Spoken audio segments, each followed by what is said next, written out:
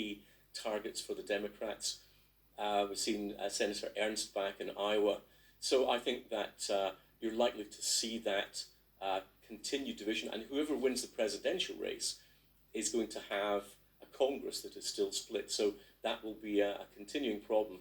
I don't think that many people will be surprised outside the United States. The markets certainly have been rallying a little bit, I think, because the performance of the Republicans has been better than some of the polls were saying. Right. But to a lot of seasoned political observers, this will not have come as much of a surprise.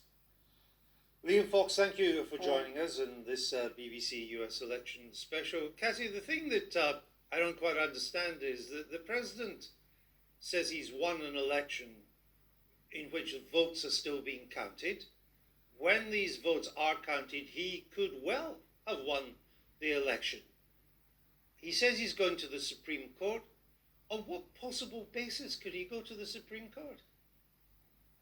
I think he will try to contest that law in Pennsylvania that allows them to carry on voting, counting votes that were sent in postmarked on election day. Now, that law has already been to the Supreme Court once, and the Supreme Court ruled in the favour of allowing for this extension. But one of the Supreme Court justices said that he ruled that the court had ruled that way because, frankly, there wasn't enough time for them to dig into it and to come up with another ruling. And so you could see that particular case could well be where the president would say every single ballot that was received after election day in that 3-day window, so Wednesday, Thursday, Friday, here in the United States, those are the ballots that he will contest. He'll send his lawyers into Pennsylvania, which is what he's been indicating, hope that it ends up in the Supreme Court. He has just appointed a Supreme Court justice who makes the Supreme Court 6-3 in his favor, and hope that he has the same kind of win that Al Gore had